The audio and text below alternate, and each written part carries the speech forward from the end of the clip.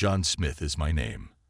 I went to the main branch counter of a bank to deposit $300.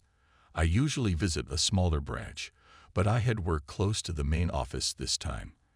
I thought the main office and the branches were the same, but a new bank employee thought I was a poor guy when I went up to the counter. I wanted to make a deposit. "Hello, you're a poor man, aren't you?"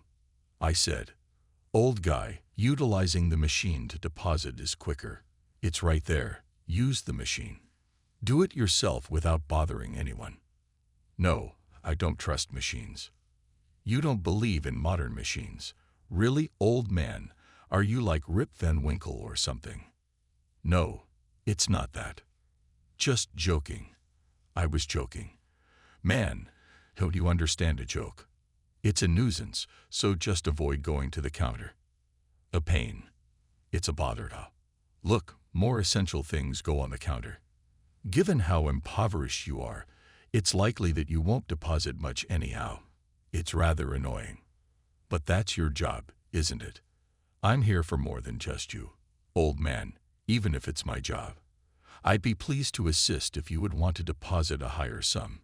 Can't you just do your job?" "No, it's only a hassle. My work is made more difficult by people like you.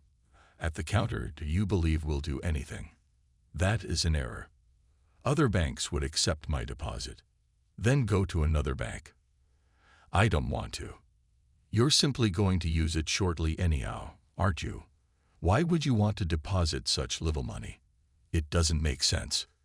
It's up to the customer to decide if it's meaningful, right? Now what? You have something to say all the time. I don't like old males because they're so conceited. What did you say?" All right. Fine. I'll make the deposit. Just fill out this form and bring it here." I thought he was incredibly rude, but since I was there, I filled out the deposit slip and brought it to the counter. Ah, just as I thought. "What now?" It's my line. "What's this?" $300. That's why I hate deposits from poor people. $300 is still money. It's a bank, after all. You should accept whatever amount the customer wants to deposit. Look, at least deposit like $11,000. If you can't even do that, what's the point of coming to the counter? Right? Otherwise, just use the machine. It's much easier once you get the hang of it. "No, I prefer the counter." "Why are you so stubborn? You drive a car, right?" "Yes, of course." "What's the difference between that and the machine? You use a smartphone normally, right? Then you can use that machine too. I'll make the deposit this time, but next time, please use the machine." I was getting increasingly irritated by his attitude, but I figured arguing back with such a young guy would only make me look foolish, so I just scowled. "Man, why do poor people always make such troublesome deposits? It's so clear that you're poor. Look, you've been calling me poor for a while now. Don't you think that's rude?" "Why would I think that? It's true, after all. I mean, coming to the bank in work clothes, that's like screaming, 'I'm super poor.' Maybe I'm actually incredibly wealthy, you know." "Cut the jokes, man.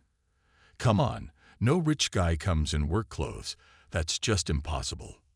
That's because I stop by while working. So you're a blue-collar worker, right? Rich folks don't do that kind of work. You know, rich people like lawyers or doctors don't come in work clothes. You won't see a lawyer in work clothes, that's for sure.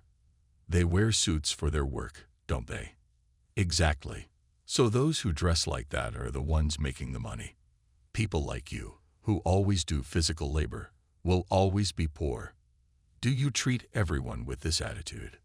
"Of course not. I treat the rich like rich and the poor like poor.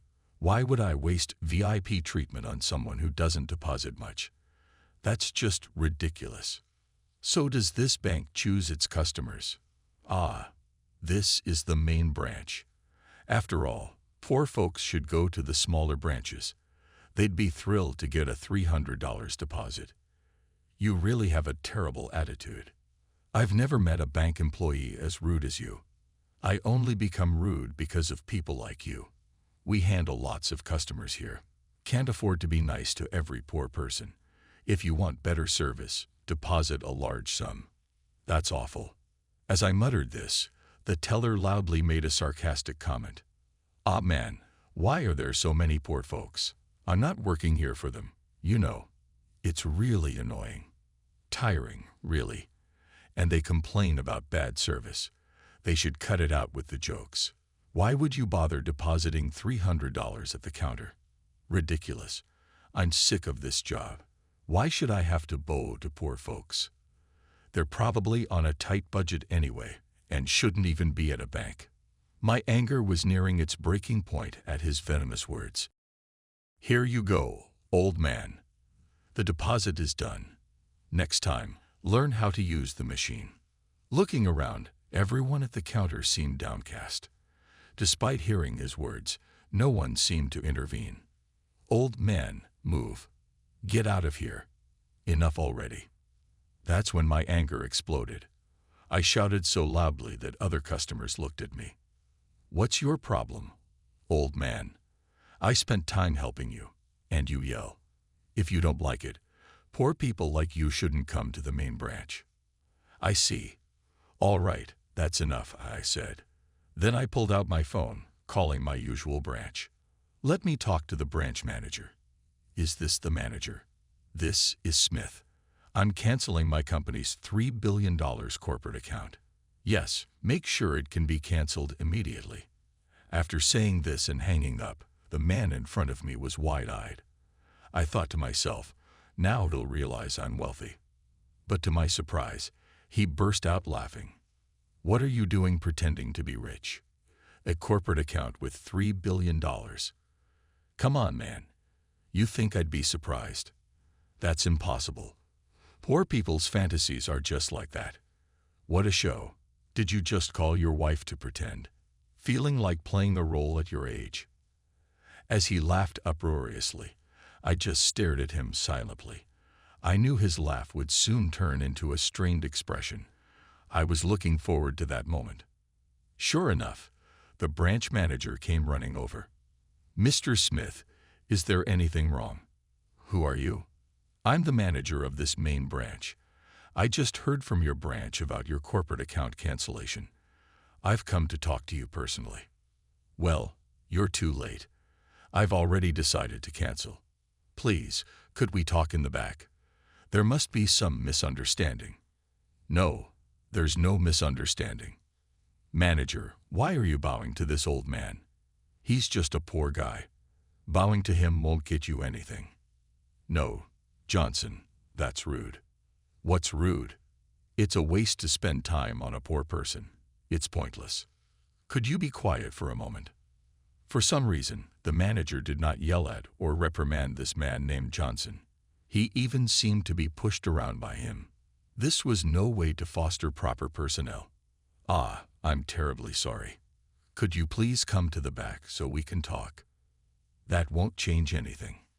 Please, let's talk this over.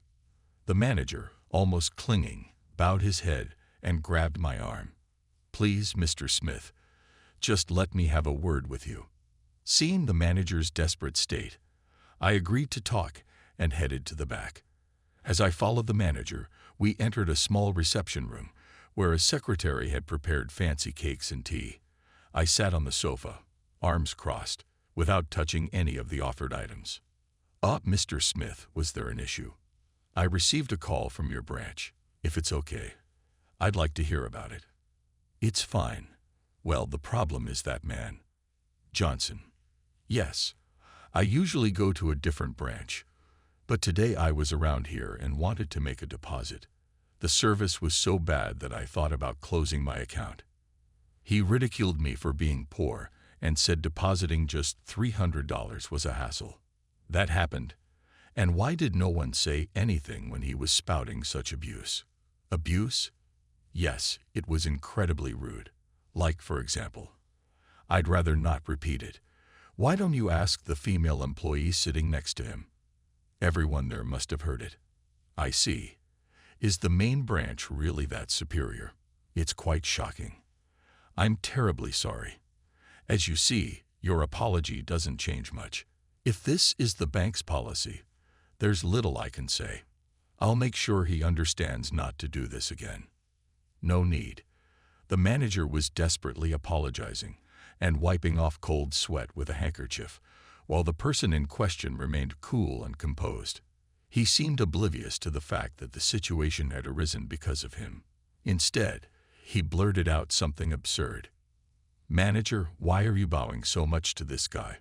I heard earlier, but what's with this old man? Johnson, I mean, it's clear he's poor. Why belittle yourself like that? We're the main branch after all." "It doesn't matter if it's the main branch or not. He's a customer.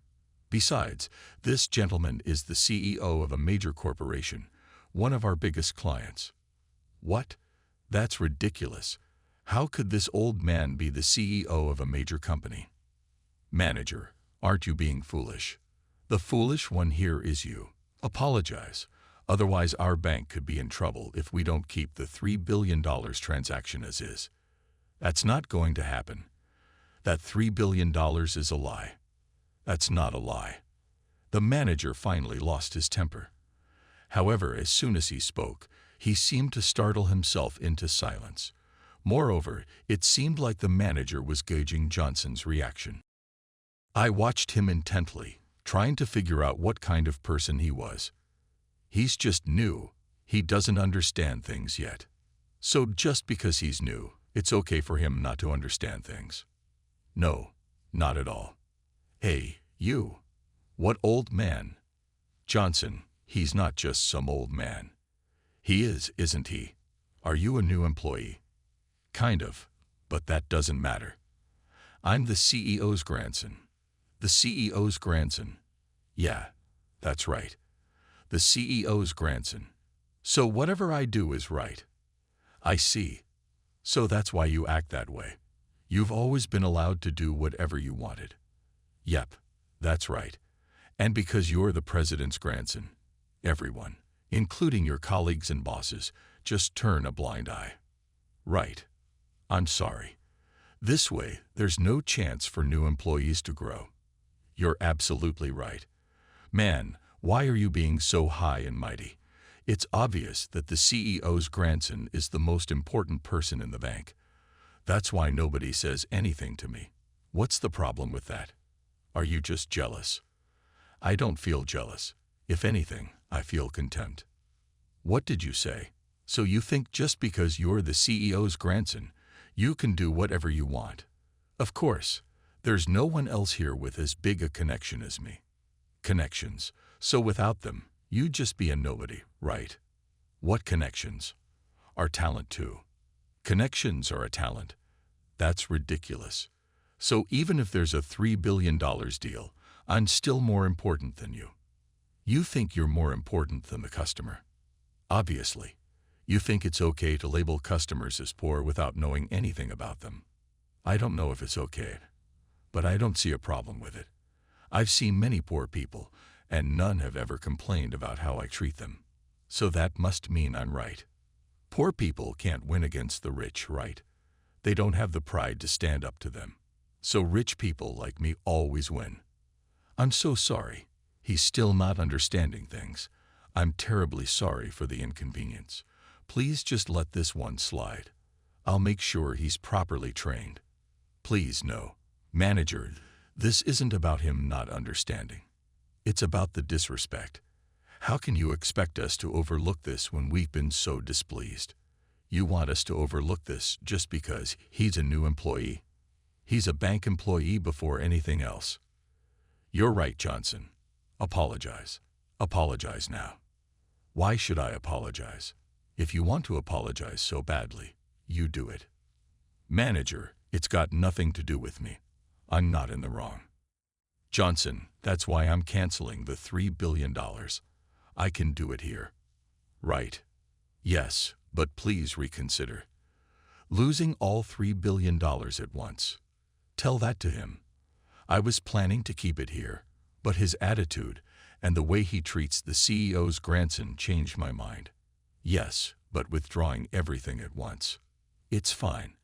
Please put it in this bank. I said this and placed another bank's passbook on the table. This bank, $3 billion. Yes, I don't mind. This bank is small, but they treat me well. I prefer it much more than keeping my money here. Understood. After the procedure, I stood up and left the room. After I left, the manager seemed to reach his limit. Johnson, what have you done? What's up, manager? No need to get so red and angry. It's not just any customer. He was a vital client. If we lose that $3 billion contract, our bank will go under. Banks don't go under. Are you serious? Of course, banks don't collapse. I've never heard of a bank failing, and the CEO also said banks don't fail. It's a safe and secure job. What are you talking about? Don't you know other banks have failed? And not just a few, but dozens of them. The myth that banks can't fail has long since vanished. That's only for the other banks, man. Why worry about that? It's not impossible for it to happen. It's fine. Enough. Whether you're the CEO's grandson or not, this is a job. What? What you did is unacceptable for a bank employee and as a member of society. If you keep thinking like that, not only will the bank fail, but everyone in all of the bank's branches will be out on the streets. Think about that. As the CEO's grandson, are you that clueless? Intimidated by the manager's anger, even Johnson was taken aback. His previous confident manner had vanished, replaced by a flustered state. But I mean, how was I supposed to know? With the way he was dressed, there's no way to tell he was wealthy. If you didn't know, why didn't you ask a senior colleague? But he looked like a poor person. So what if he's poor? A poor person is still a customer. But everyone says, during break times, that poor people coming to the counter are a nuisance. The small deposits mean more work. That's why I said it for everyone's sake. The counter work is busy enough as it is. That everyone says that is a mistake, but saying it to a customer is an even bigger mistake. But it was only $300. It's a waste of time. That's why I suggested using the machine. But that guy just didn't get it. Enough. You're fired. What? Fired? That can't be. I'm the CEO's grandson. I'll talk to the CEO about this. No way. Getting fired over something like this. That can't be. This kind of thing. What do you mean, this kind of thing? If you don't want to be fired, then get that $3 billion cancellation revoked.